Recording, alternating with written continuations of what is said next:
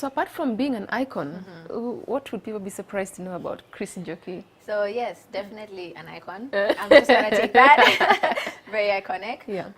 But other than that, I would say Cris is passionate. You know, I'm passionate about things I believe in.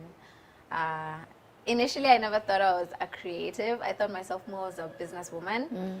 But now, the more and more I'm with the brand, I'm realizing I strive for that creative process. You know, that's like my juice, if you say, you know.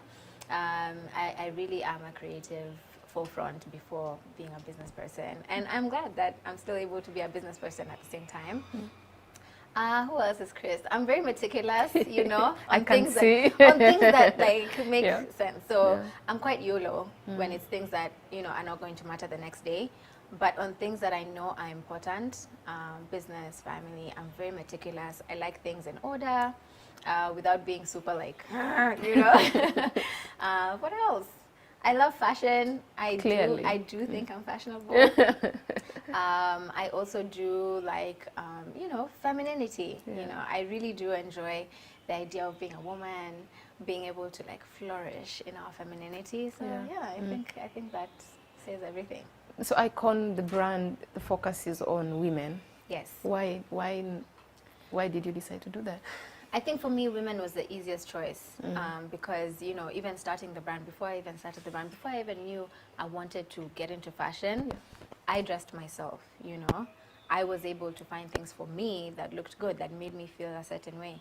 So even now, when I started realizing my dream and my vision for wanting to be a fashion designer, that was the sort of natural route to take because I'd already known how to sort of style myself, dress myself. So now I just had to learn how to do it to other people. And how has that been? I mean, it's been a journey. You know, I think now we're going 8 years next year. Next year, April will be 8 years. Yeah, so it's been a while. I feel like I've been in the fashion industry for more than half my life, actually. Okay. Yeah, I mean, I feel like since I was 13, I was fashioning, if that's even a word. But the journey has been incredible, because I still think of 13-year-old me who was, you know, in my room sewing by hand clothes that I found that belonged to my mom ages ago in a suitcase in storage, and I was ripping the sleeves, stitching just to wear it for church on Sunday, you know. And I'd take out, you know, the things that were still dated that time to make it more current and modern and fresh.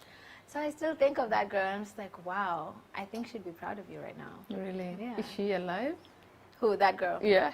Yeah, she's still in there. She's still in there. I think she pops up when it's time to get creative. Really? Yeah. You know, it's funny because a lot of fashionistas or people who are in the style business, many of them actually, I've interviewed quite a number. Yeah. I remember when I was talking to Olga. Yeah. Olga Nato, Nato Fashion House, and it was more or less the same story. You know, she got inspired. Sewing her mom's clothes. Doing, you know, a few adjustments here and there, and you know, that sort of like brought the brand. What would you say is the process of, you know, being a creative? Is it something that you're born into, or is it something that, you know, you learn to become based on your experience?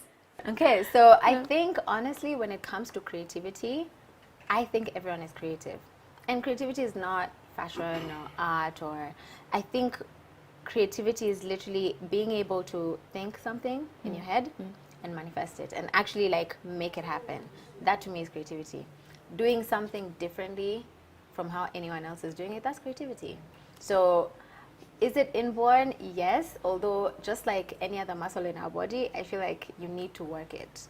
The more you work it, the stronger it is, the stronger it becomes. So I think even the most creative people who are not born like that, they sort of grew that muscle and exercised it until it became really strong, and then they became the best. That's what I think.